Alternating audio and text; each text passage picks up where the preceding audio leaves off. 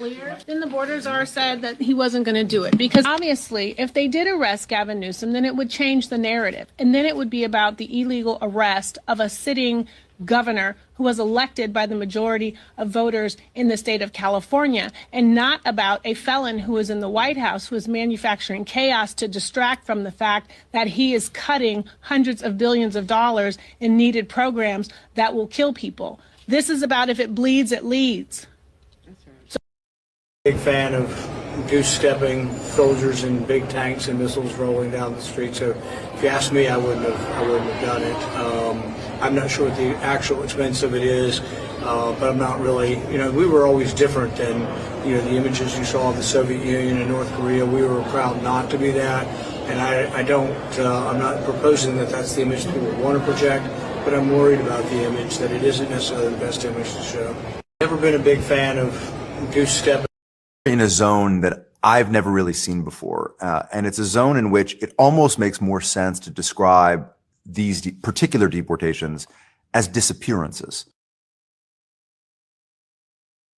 There is no real record of the evidence being used against the people who are facing accusations of belonging to gangs. I mean, we have seen people basically disappeared without any sense of actual accountability, people who are in the immigration court system just dropping right out of it in plain sight, in real time. What keeps me up at night is the thought of someone who really has no criminal record, who entered the country in many instances following exactly what the instructions were at the time. And so during the Biden administration, what a lot of these men did was they made appointments to show up at the southern border, to get screened. They were allowed into the country. And for one reason or other, they were eventually rearrested or never left government custody. But in almost every case, these were men who were waiting for a hearing before an immigration judge.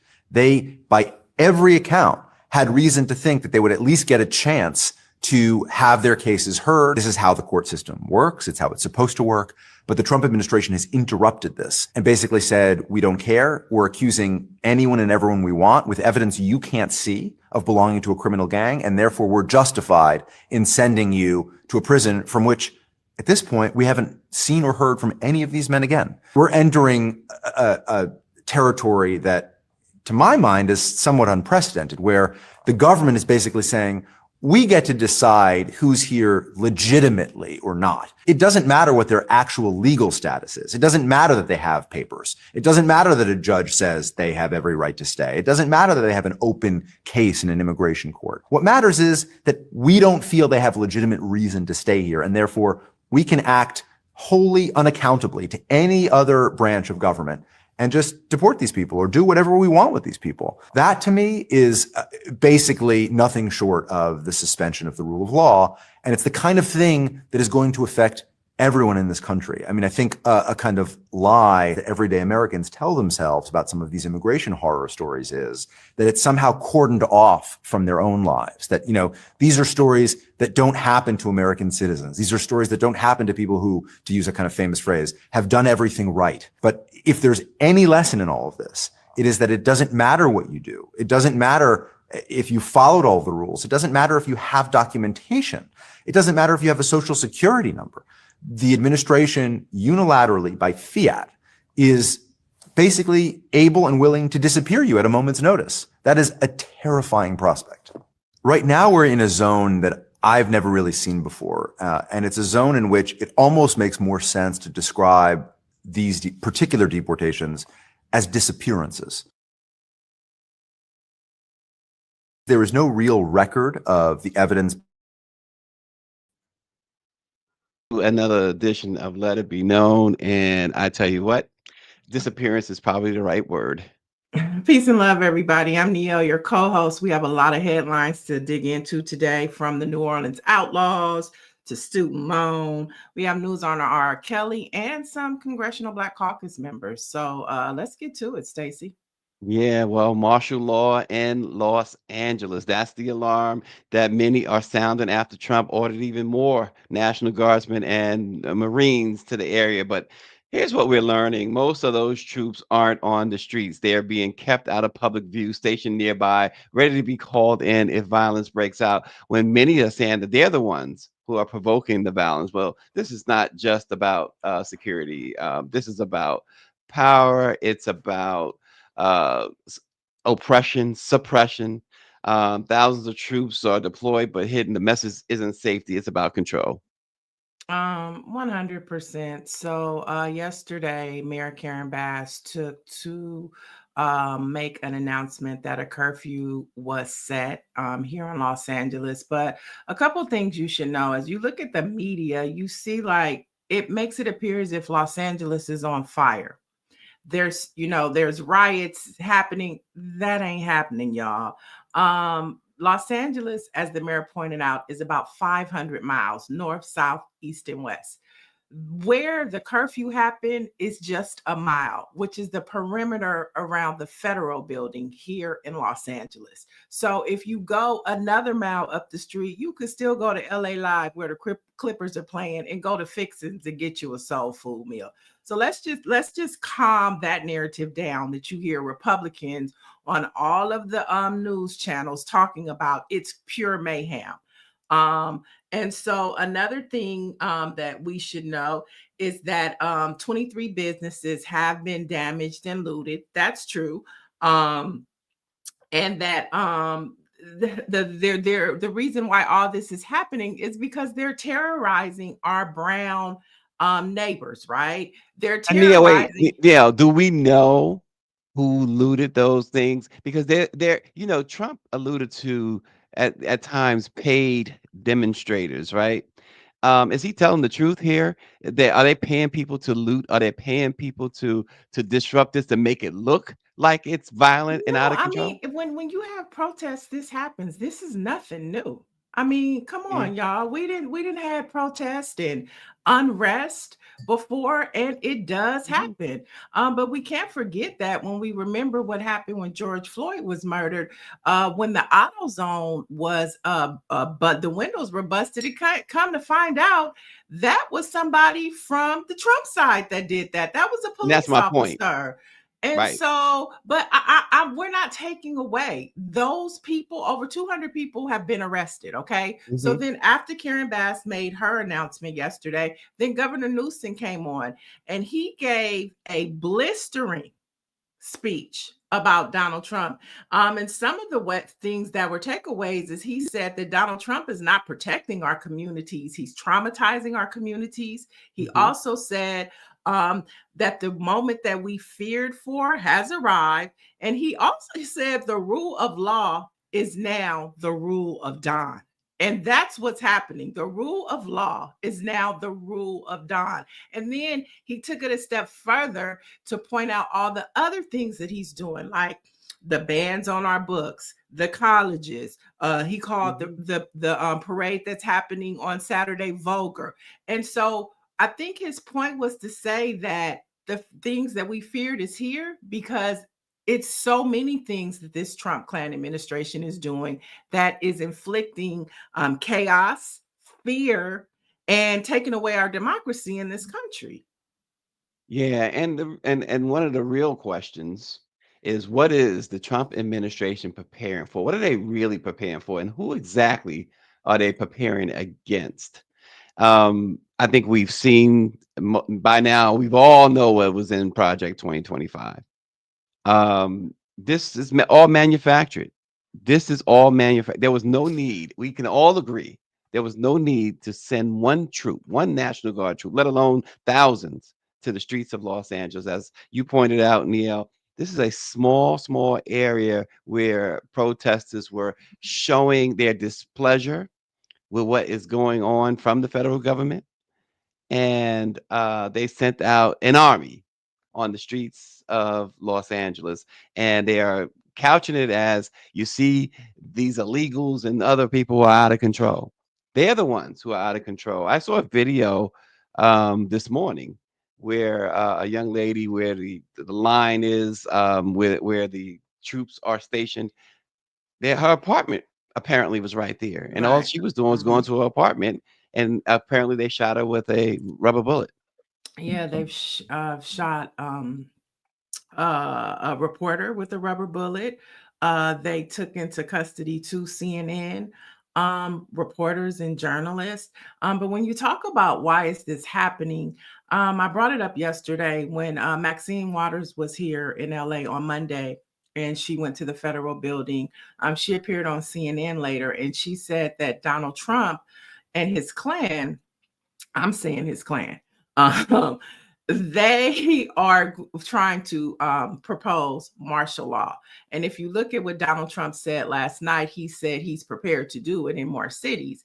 I think what's really making them look crazy, and I love that our brothers and sisters from across the nation are saying, okay, are you going to come to Chicago? Because protests broke out in Chicago, San Francisco, Washington, D.C., New York, and it's spread like wildfire. So we got Donald Trump got little fires everywhere. So is he going to send the National Guard and the Marines to all of these other cities where these protests broke out last night?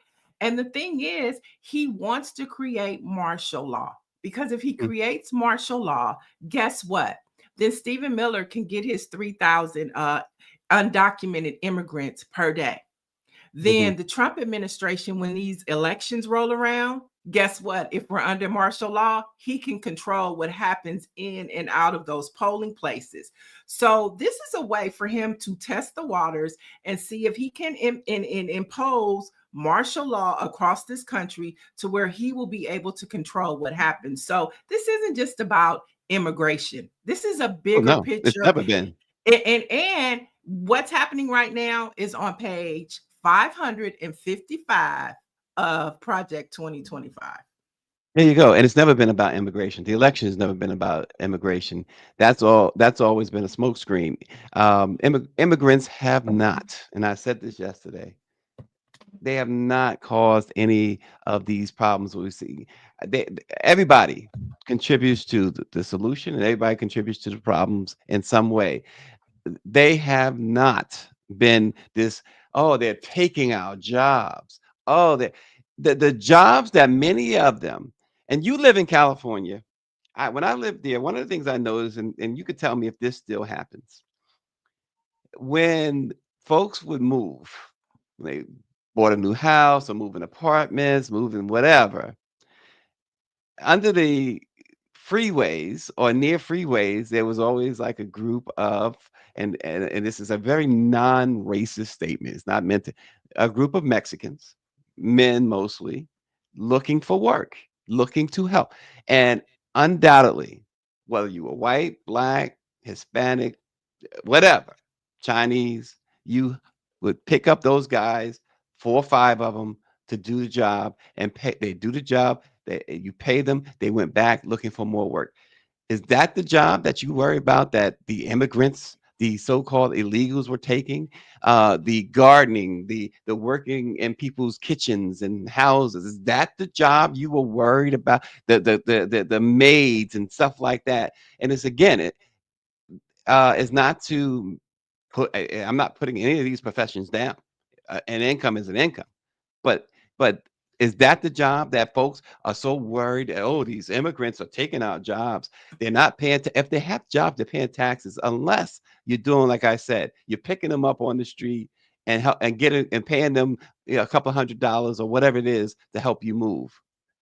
It's preposterous to have believe for 1 minute that this was all about immigration. Well, the reality is in this country is nobody is saying that we don't need immigration reform. We do. We need immigration reform.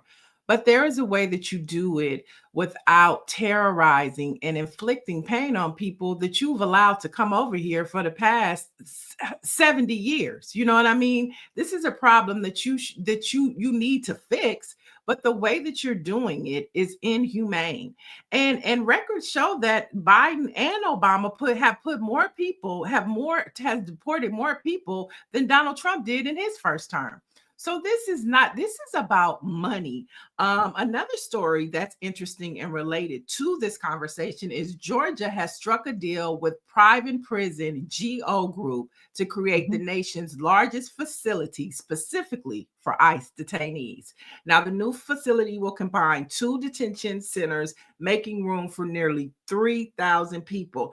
And we know Stephen Miller wants 3,000 per day of undocumented immigrants. So this is about Trump making promises. We know that GO has their annual conferences. They've had them at Trump golf courses. So these private prisons have been pumping money into Trump for a long time. Okay. So this is about Trump giving his boys money, corporations. How do they benefit?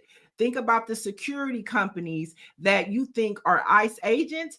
They're probably those black, dark, secret military private companies that Trump is giving them money to. So you have the private security companies, you have the January Sixers, you have the KKK. All of this is alleged, but we know how Trump works. He's padding this is all about money. And all of those undocumented immigrants, they represent a price, just like black men did back in the 70s and the 80s when they pumped drugs into our communities. It's all about the price of a person, just like going back to slavery. There was a cost and a price on a slave's head. There was a cost and a price on a black man's head when it came to privatized prisons. And now the new payment is undocumented immigrants. So let's be clear about the big picture as to what is really happening. And there are going to be more private prisons popping up by GO and Core Civic, and they're going to get the money for everything that Trump and Stephen Miller is inflicting on our country right now. Yeah, and Dr. Marilyn thanks. The proper term is day workers to describe those individuals, and I think Dr. Joni I'm hits a the day nail on the worker. head. Well, Shoot, as long as you're not a night walker, a night worker, right? Police but that to Diddy. Okay, let's keep going. Dr. Joni says that I liked what she put it this way: Trump is using our government to occupy our country. And that is how a lot of people are summing this up. But you mentioned Governor Newsom, and I really love the things that he had to say, including that parade that's coming up. And then you mentioned the money aspect, and again, Doge was supposed to the idea of this guy draining the swamp, as he said, and cutting all these costs and not wasting money. This parade, $143 million, the most self-aggrandizing act in the history of the U.S. presidency. And all he keeps saying is, they better not come messing up my parade. You come messing up my parade. But we don't care about your parade because we're going to have protests all across the country. Black folks going to be posting. About protesting the parade. By the way, for those people that want to protest, they're going to be met with very big force. And I haven't even heard about a protest, but, this is people that hate our country, but they will be met with very heavy force. So what Donald Trump just said there is scary, right? Donald Trump is saying that he is going to respond to peaceful protests of his military parade with force, either from law enforcement or from the military. That is authoritarian shit. Right? In the United States of America, you get to peacefully protest. And the President of the United States cannot threaten you with violence if you're coming out and protesting his policies. But that's the whole game here. Right? So, yeah, there you have it. There you have it. We're going to switch gears for a moment here. Going back to now New Orleans, authorities have arrested Dariana Burton, the girlfriend of escaped New Orleans inmate Derek Groves, accusing her of helping plan his breakout. Investigators say Burton coordinated with Groves through coded jailhouse video calls and texts, allegedly plotting details like transportation and timing. She's now facing a felony conspiracy charge as the manhunt continues for Groves and fellow escapee Antoine Massey. So it's not just the inmates on the run, it's the growing web of people getting arrested for helping them.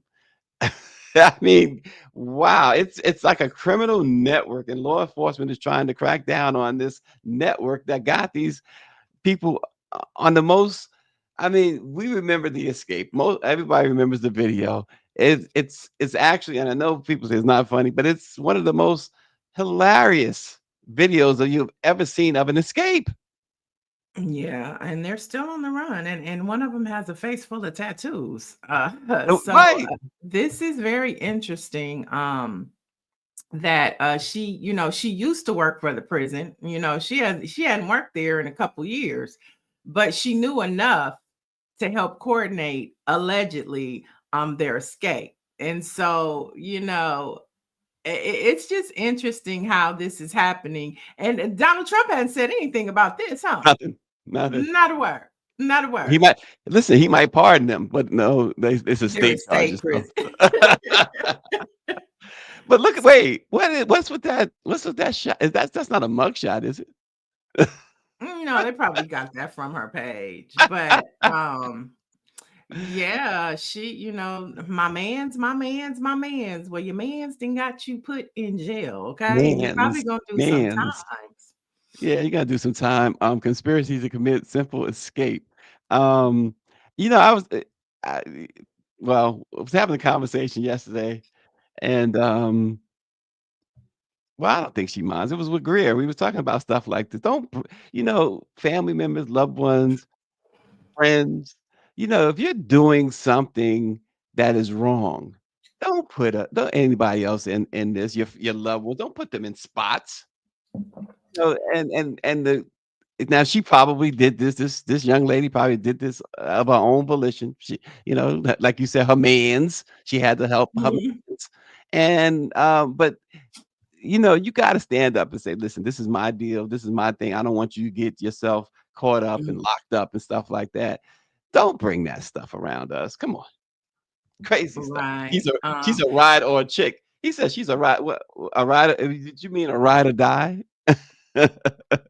Well, family and the relationships get real messy. But if Mm. you know or see them, there is a $50,000 reward for just information about them. Well, why is it only $50,000? They've been gone a long time, and both of the guys that are still out are according to the Department of Corrections, these are very dangerous individuals. Um, you got to give people a reason to be a snitch. 50,000, 50,000 is a lot of money, You especially think so?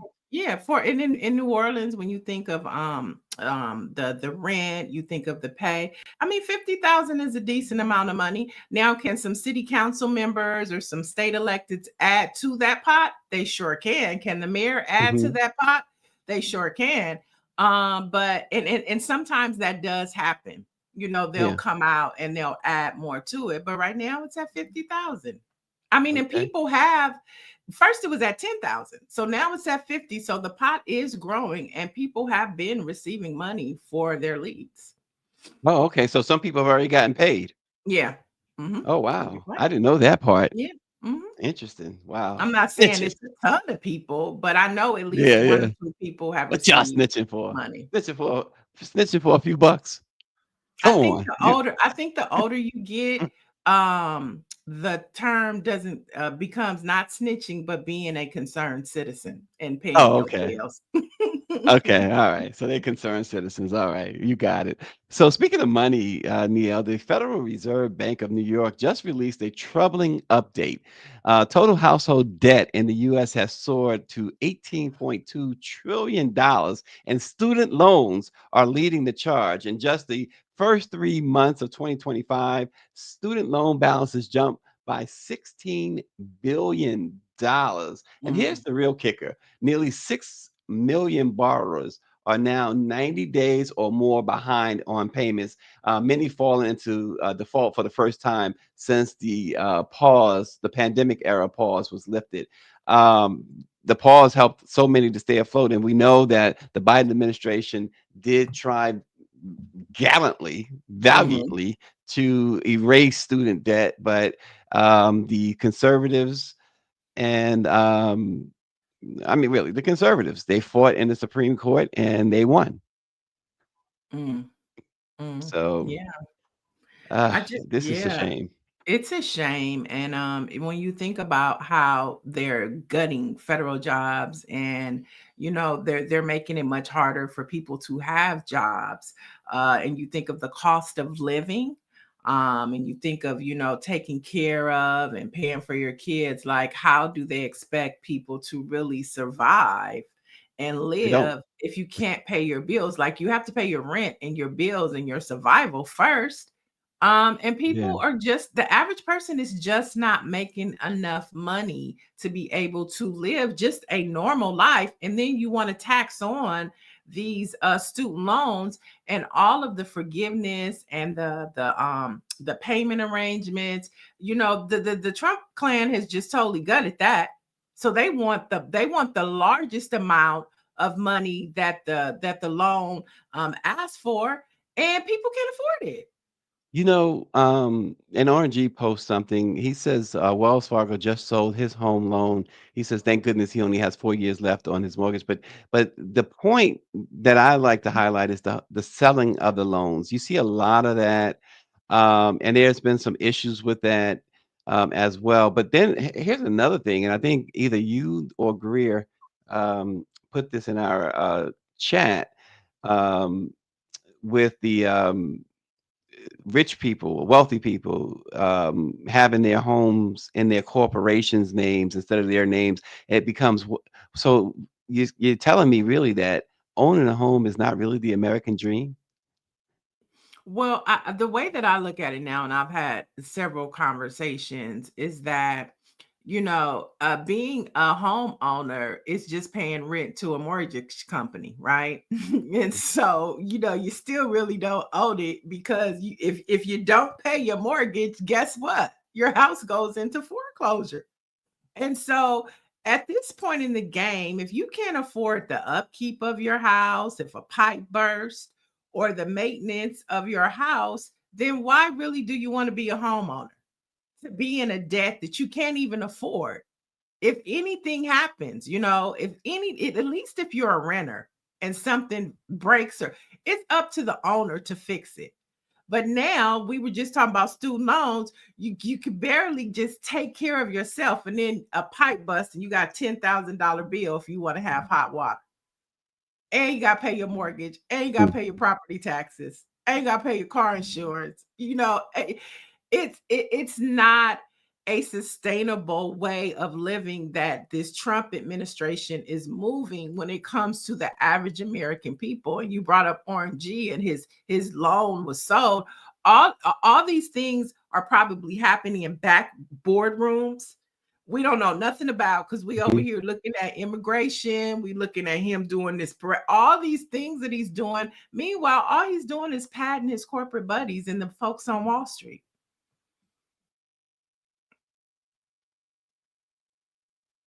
Yeah. Wow.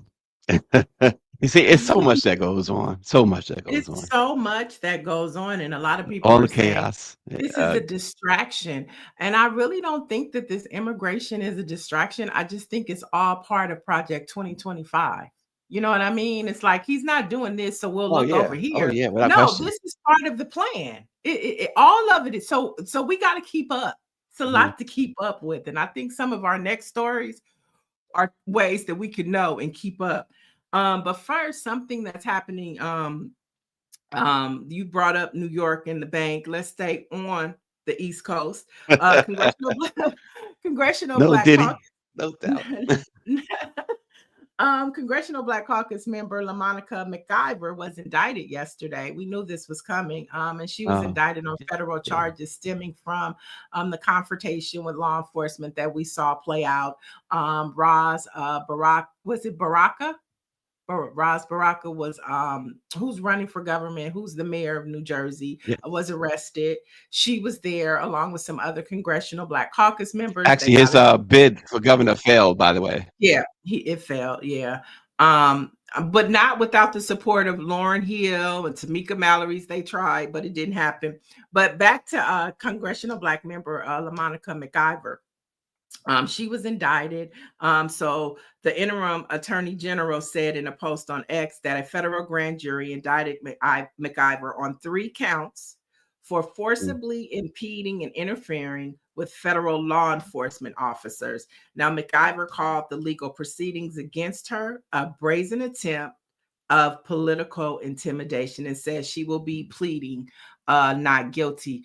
And this is another tactic from the Trump Klan administration. We saw what happened with David Warta out here, president of the California SEIU. He was arrested over the weekend, which made these protests swell as well. They're sending a message to lawmakers as well as activists and union members that we'll put you in jail too. And we will make it hard. Well, this is really,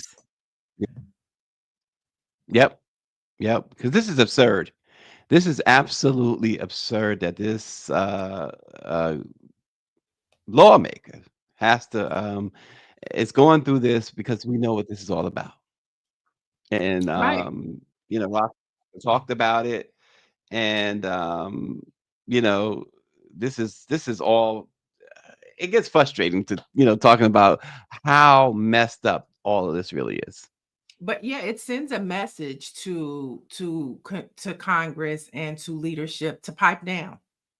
You know what I mean? You saw Monday when Congressmember Maxine Waters went to the federal building, they slammed the door in her face. You know, this woman gets arrested. David Warta gets arrested.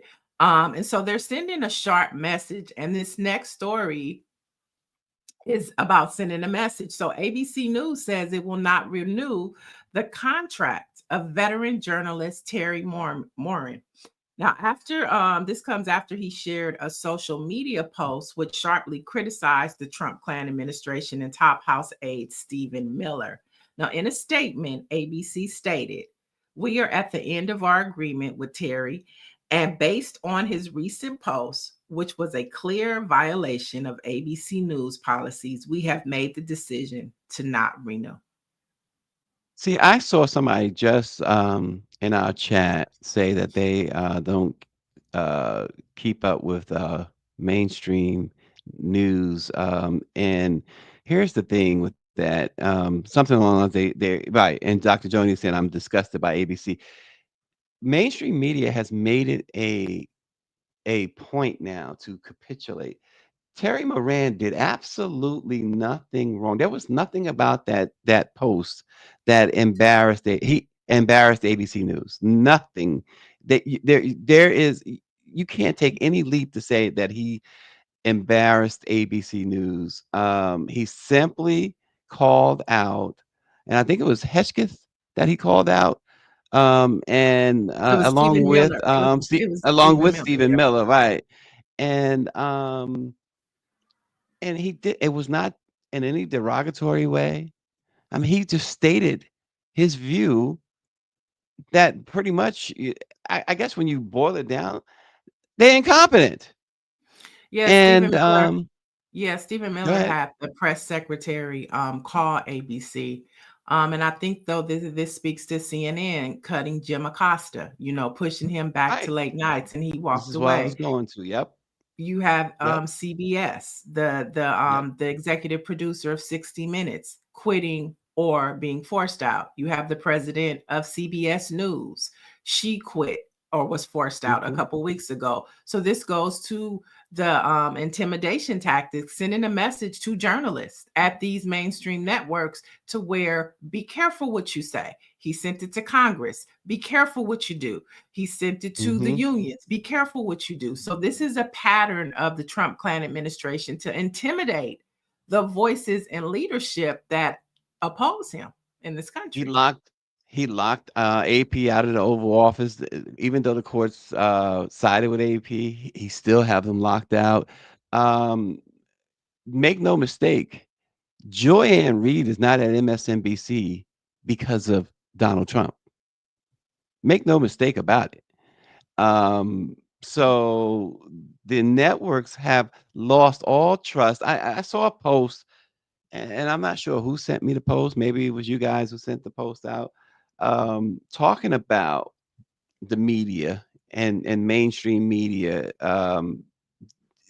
just capitulating and not covering things and not asking. Actually, I actually saw Bob Costas and someone else, and I sent it out, and it was really interesting because they really went in on. It's no. Bob Costa was saying that there is no when it's clear wrong, you report it. He says this. He says if someone says, and the idea that you have to find somebody who will not just defend Donald Trump, but uh, valorize it, even on CNN or wherever else, just in the name of being balanced. Look, if someone is contending that the Earth is flat in order to appear objective, you are not required to say, well, maybe it might be oblong. No, it's not. Certain things are just true. And regrettably, something that's true in America right now is that the president of the United States has absolutely no regard and, in fact, has contempt for basic American principles and basic common decency. And he's calling out all of these networks for feeling like, okay, we can't just say he's wrong. We have to give his side and say, well, maybe he's right, or when he's clearly wrong.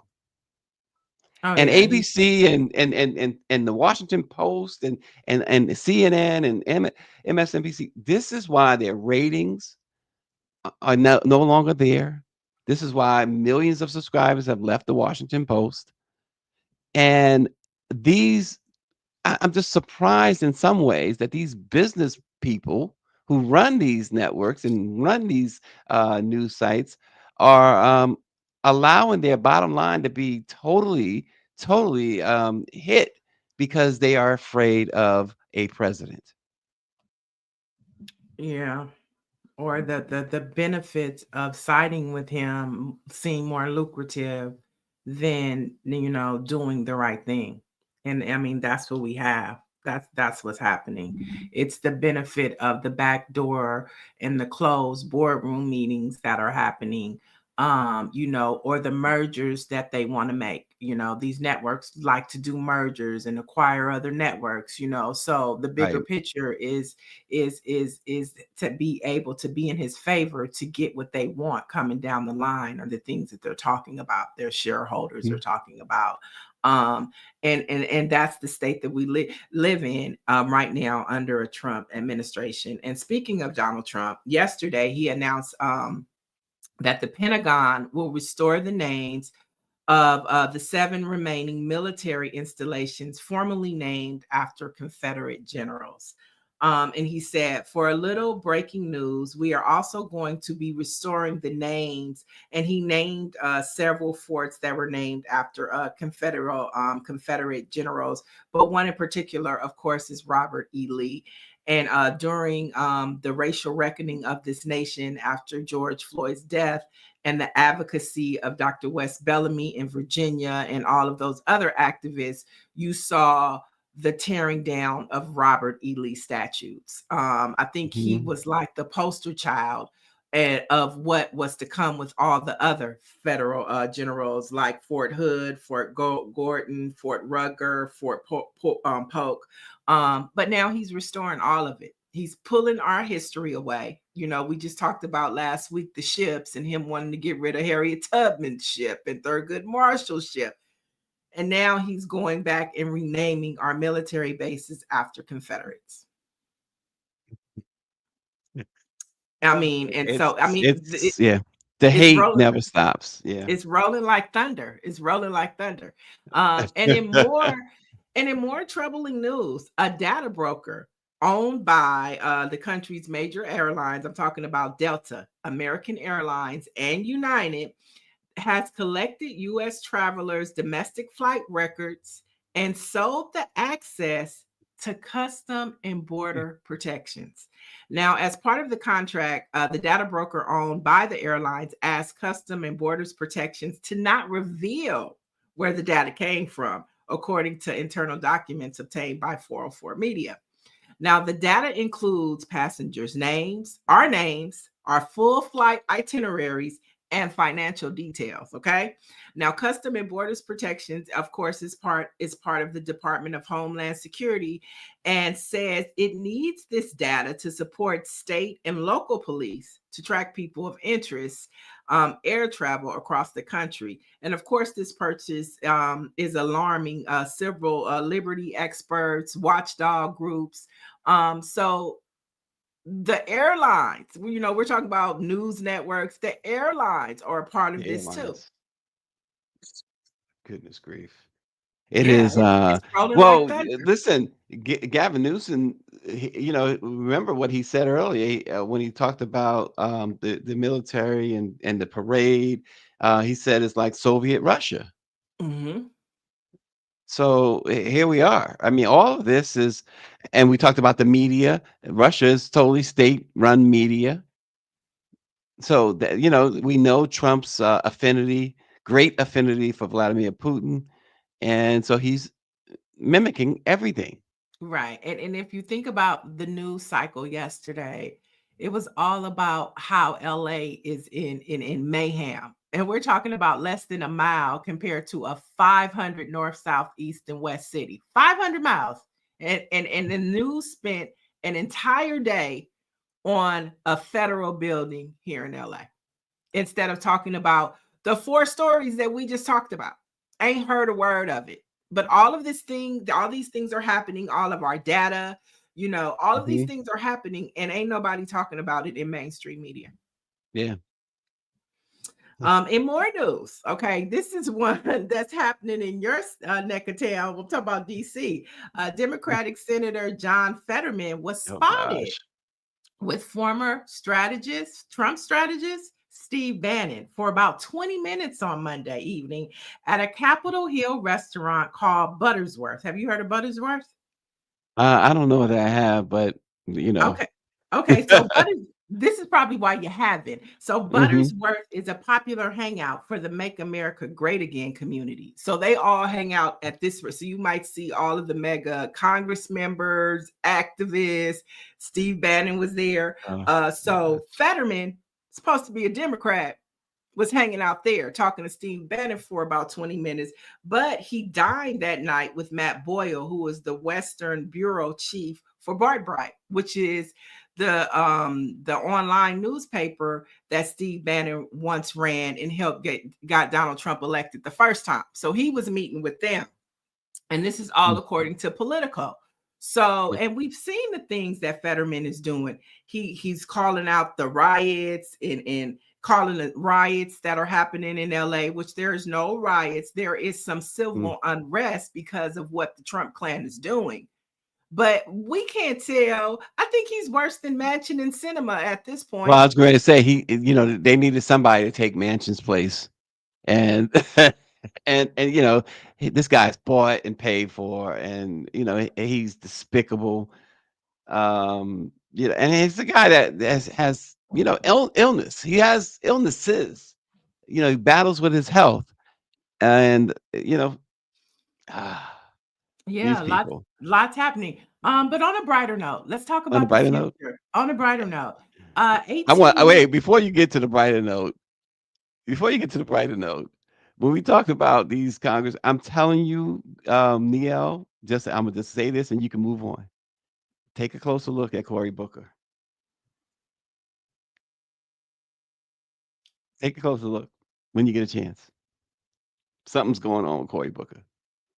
Well, I mean, I think that, people, when you put out a story, you put a story in the chat yesterday about Chantel Brown. You want to talk a little bit about that? Oh my gosh. So she, yes, that's another one. What is happening here? She's a So congressional black congressman. She's a congressional black caucus member. So she voted with House Republicans on House Resolution 488. This resolution expresses gratitude to President Trump's ICE agents and calls for greater local and state collaboration with ICE. What in the world is going on with these Democrats? Well, she's not the only one. Want to know who else who voted that with that bill? Want to know who else? Congressional Black Caucus? Stephen Horsford, former Congressional Black Caucus chair. What is Lucy happening? McBath, Congress member out of Georgia. Terry Oh, Swell, and Frederica Wilson. They all voted. It wasn't just her. what is going on? Maybe we need to get one of them on the show to find out why they voted for this bill. I saw Nina Turner's note, and they have done everything in their power to silence Nina Turner. And Nina can be, somewhat might perceive her as over the top at times, and but she goes that I am deeply troubled. And I guess because Chantel Brown is Ohio, so she singled her And they out, ran against each other. and they ran against each other. And she goes, under no circumstances should any elected official observe what is happening in the United States and choose to empower and or encourage President Trump and his administration to increase armed personnel in our communities. I mean, good Lord. Yeah, but she's not the I mean, do only we have it? one. She's not the only one. Obviously, what's going on, Neil? I mean, I would be interested to know why they all decided, because that's 1, 2, 3, 4, at least 5. It could have been more. I just looked through the list, but I picked out at least 5 Congressional Black Caucus members that voted for this bill. It wasn't just her. Stephen Yeah, Horsford, Lucy and they McBath, should be Terry explaining Swell, themselves. and Frederica Wilson. They all voted. Those were the 5 names that I was able to pull out just by a quick brief. Now, Mhm. some of the names I might not be familiar with, but those were the 5 that popped out to me. They need to be explaining themselves, and yes, they should be coming on here because you have folks understandably saying stuff like outrageous, as Dr. Joni says, all skin folk and kinfolk, or in G is saying that, and somebody else said, yeah, bring they want to hear from them, bring them on here. They should absolutely look at Nancy Wall. That's a damn shame, she says. They should absolutely be willing to talk to the Black press on this. Mm-hmm.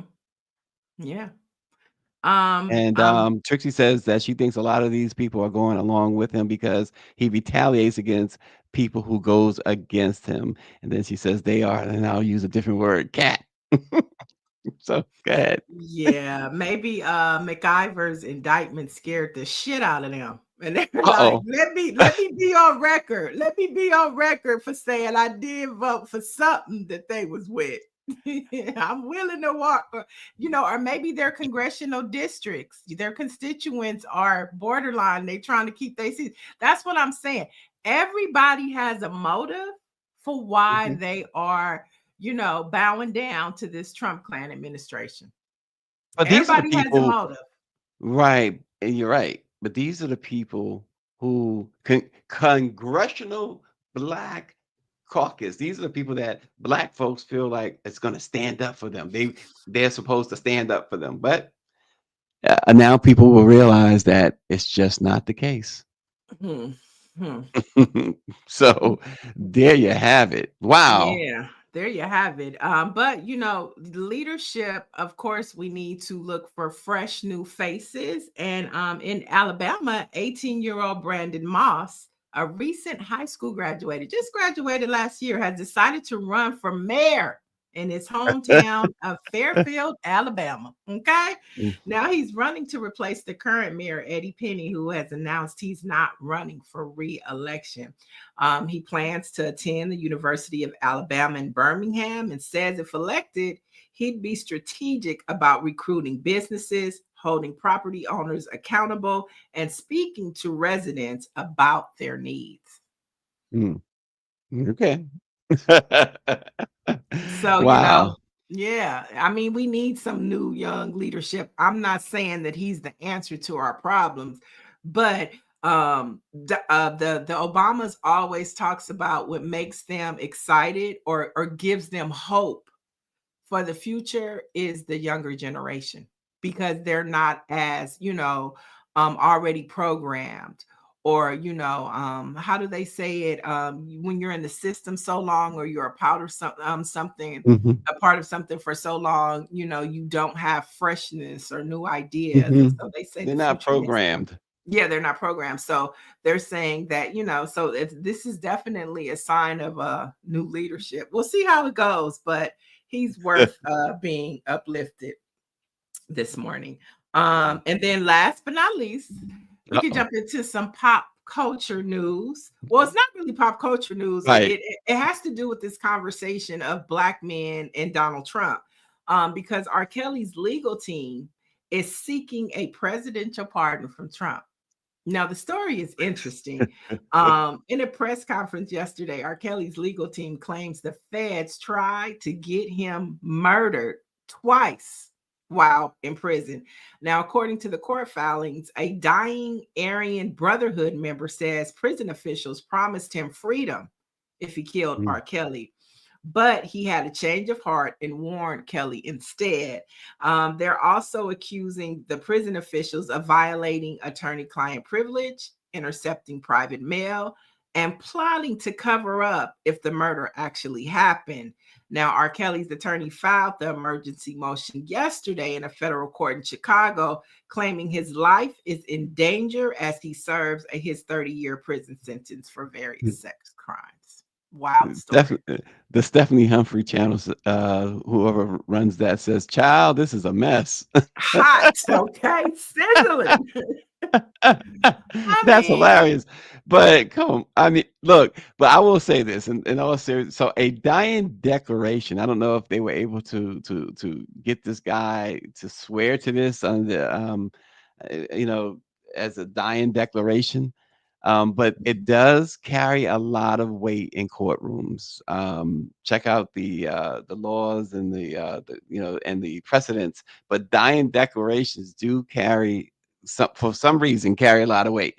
So if this guy is saying, if they're saying this guy's on his deathbed and he's confessing to this, that could really help R. Kelly a whole lot as far as getting him moved from wherever he's at, and B, his pardon petition.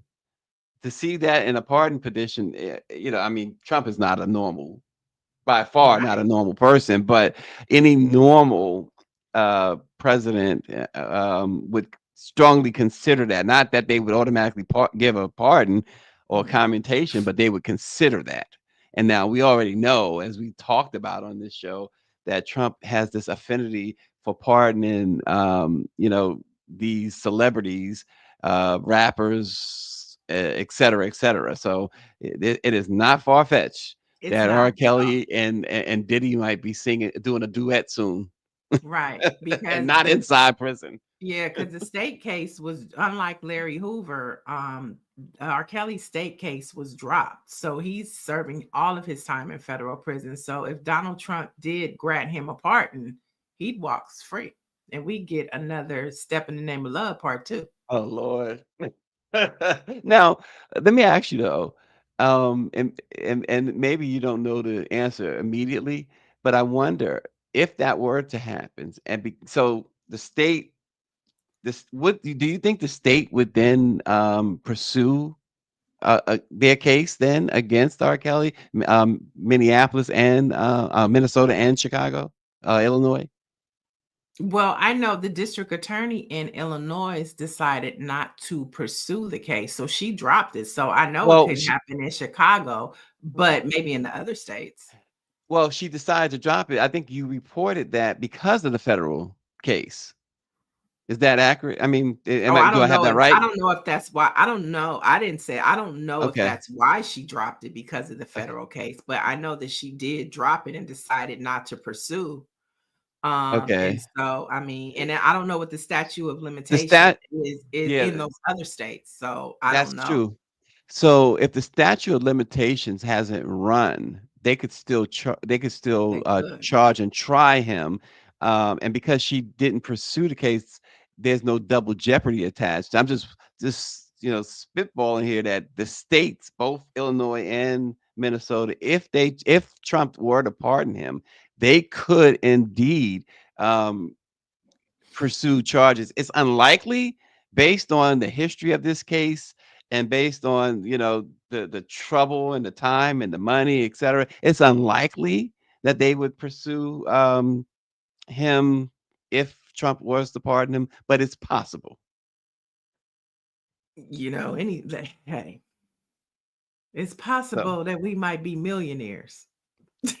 Oh, listen, go ahead and make that up somehow. If you can Right. make that a probability. In the name of Jesus. Shoot, in the name of our Um, pockets. But yeah, Anyway, and so the Diddy trial is continuing. Yesterday, the judge denied a motion of a mistrial for the second time. Jane Doe continued her testimony, but I think, and we'll have more about the Diddy case, but it's just more baby oil, more escorts. If you heard the Cassie testimony, Jane Doe is really giving some of the same energy. The testimonies are pretty much the same. But last night, one of the escorts for Jane Doe popped up on Al Reynolds' show. And what happened? if you have time, go watch Al Reynolds, The Court of Public Opinion. And Rico, one of the escorts that Jane Doe has been talking about in the courtroom, was on his show. And basically, in a nutshell, baby oil, marijuana, the type of enhancement drugs he decided to use. But in a nutshell, he said it was all consensual, that they just kicked it, they had sex, and the woman didn't seem to be in distress to him. One of the women, I guess the Jane Doe yesterday, testified that he called her his crack pipe. Yeah, she couldn't. There you have it. Look, there's Rico. And let me tell you, I know Rico. I believe what he said, because the same thing he said last night, he said right here in my living room and told it to us last year, about October. That he was indicted and he was scared, and the feds were wanting to talk to him in New York. He was looking for an attorney. This was back in October, okay? So and she talked about him on the stand, and I'm like, well, should he be talking? Can he get indicted? And it's like, no, because there was really no trafficking, because it happened here in LA, and everything was consensual. Oh, okay. Wow. Did he like a pretty man, don't he?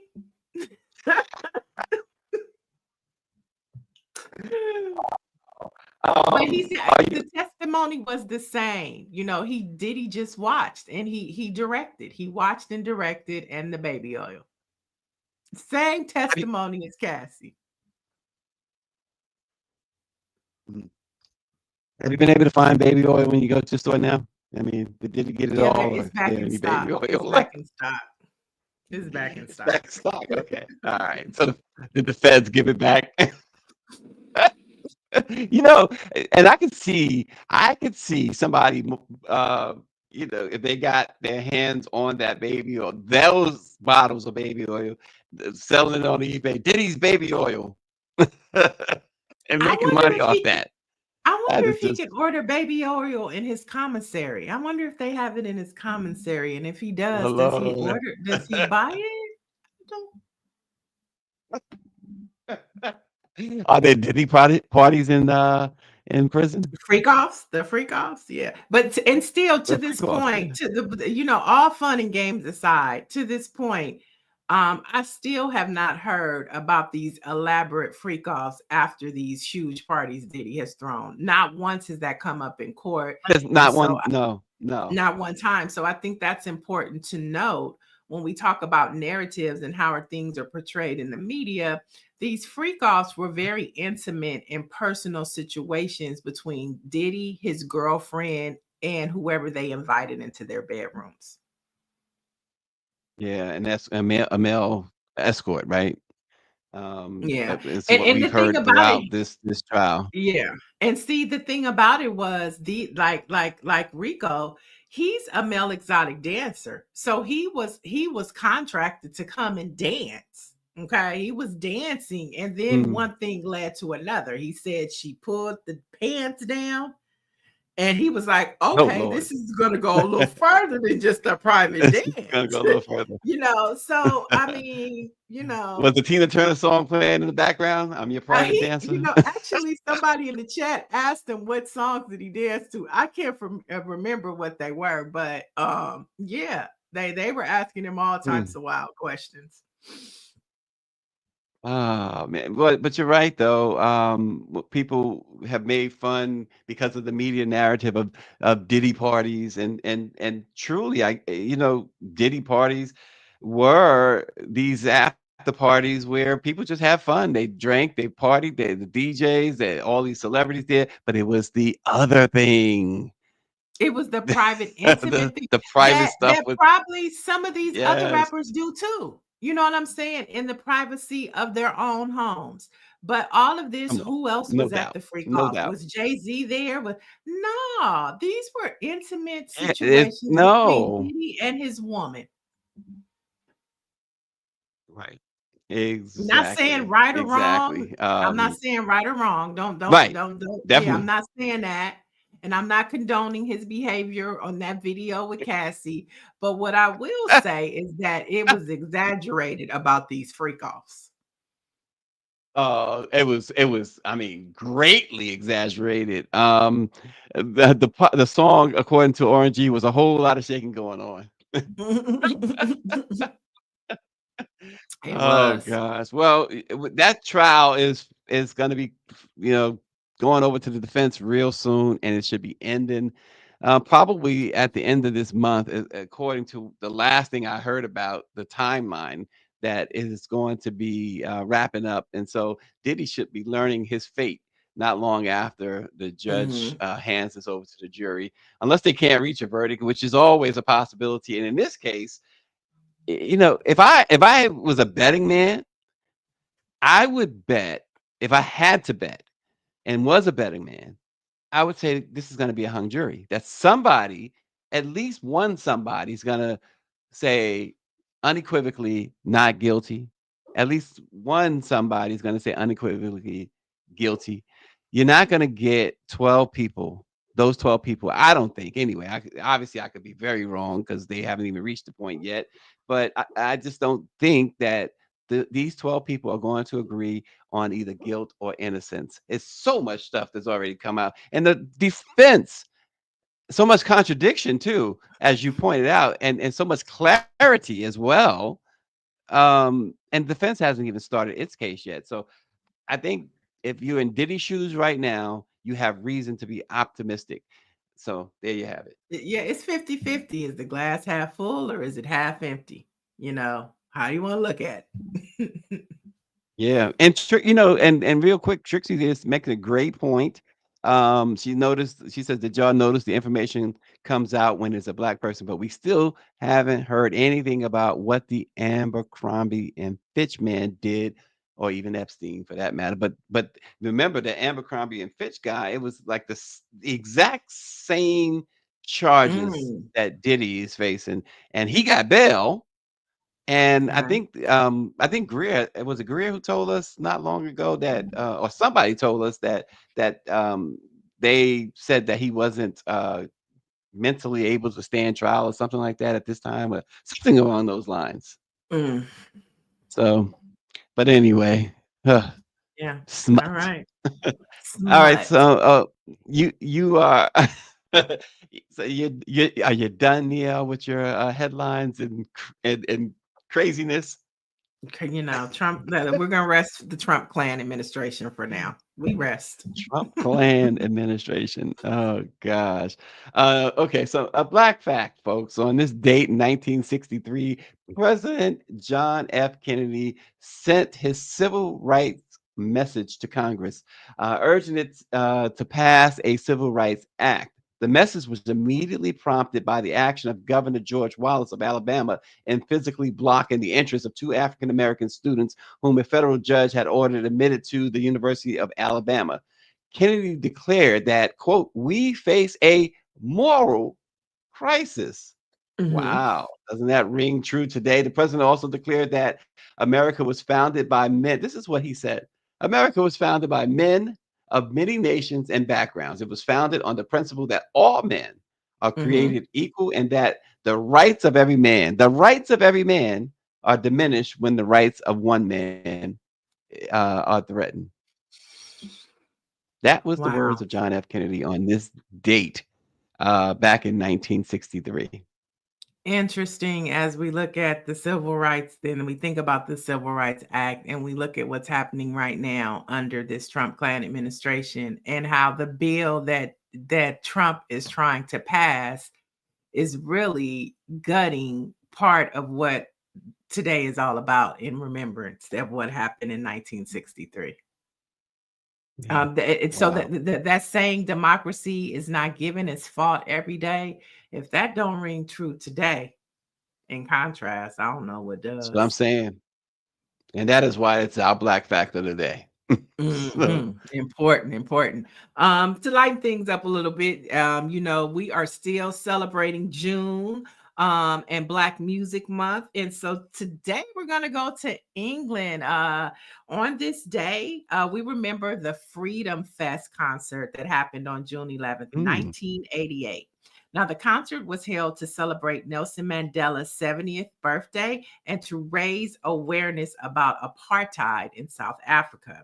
Now, the concert featured Whitney Houston, Stevie Wonder, Natalie Cole, Chubby Checker, Ashford and Simpson, Tracy Chapman, and some honorable mentions because Black folks used to love white folks' music back in the day. You had George Michael performing, Phil Collins, and the Bee Gees. And it was took place at Wembley Stadium in England, and the event was broadcast live to an estimated global audience of 1 billion. Not 1 million, but 1 billion. yeah. Wow. The Bee Gees, man. I tell you what, you talk about white men who can really blow. Woo! Man, Those dudes are. yeah, That was some concert, wasn't it? that was a powerful concert. Phil Collins. I mean, who doesn't love Phil Collins? George Yeah. Michaels. Come on. Yeah. It's sad to see Phil Collins now. Mm. He is battling I don't know what the illness is, but he could barely get around. And I remember his last seeing a video of his last show, his last performance. He knew that he was going to get worse, and that was it. And I said, man, that's one person that I didn't get a chance to see live was Phil Mm. Collins. Yeah, I used to love some Phil Collins, especially when Miami Vice was out in the Oh, heat. that I can song, feel yeah. it in the air of night. Yeah. In the air tonight, yeah, because I think, and I remember the scene. One of them, Crockett was being held hostage or something, and they were on the roof or something, and the song Mhm. starts playing as the helicopter's landing, and And that and drum and kicks in. and the Boom, boom, drum boom, kick, yeah. boom, boom, boom, So boom. those song is so synonymous with that show, or the show is synonymous with the song. I don't know how you want to say it, but either way. So there you Right, go. right. Wow. And Stevie Wonder has, he's involved in anything that is for raising awareness or a cause to something, isn't he? Mhm. Yes, he is. We love him He's for that. right front and center. And this is probably when 1988, this is Whitney Houston in her prime. This was Hey. before crack is whack. This was Whitney Houston in her prime, okay? This was the first album. What was her first album? The second I think album was it was Whitney. The second I thought the album was first album was Whitney okay. So because that was the blue gosh. cover. And then Yeah. Saving All My Love. The album was Saving All My Love. And How Will I Know? Mm. Yeah. They got down. Look at that. I mean, you got some reggae and gosh, that must I didn't see that concert. That must have been 1988 was the something else. year. A billion Wow. people watched. And see, this is Yeah. this is when TV had 3 to 4 channels. Okay. You had 3 to Beautiful. 4, 3 to 4, maybe 5. But this is when, around hands across America, we are the world. We probably need to Right, bring that right. one back up too. But this is when you could unify a nation because you didn't have so many options and you didn't have social media. So everybody Yeah, was that's the locked key. into the same Yeah, thing. yeah. Yep, yep. Because they had a few of them in the 80s. USA for Africa, Mhm. that We Are the World that you talked Oh, about. They had self destruction. They got yeah. together Mhm. and did that. They had Feed the World, the concert there with all the rockers. And so it was yeah, you're right. No social media either. No So social that media. really wow. All right, folks. Nostalgia is something else. The Black-owned newspaper of the day is the Tri-County Century. The Mm, Tri-County Century is a multicultural newspaper service based in Oxnard, California, right outside of LA, mm. that supplies daily news stories online, uh, and its physical newspaper. It is known for its focus on local news and community events, and it's quickly grown in subscriptions and advertising since its founding back in 1996. So our Black-owned newspaper of the day is the Tri-County Century in Oxnard, California. I used to work in Oxnard. Hmm. I used to Yeah. cover Oxnard, let me say that, for the LA Times. Okay. My grandfather Yeah. used to go fishing at Salton Sea in Oxnard. Oh, okay.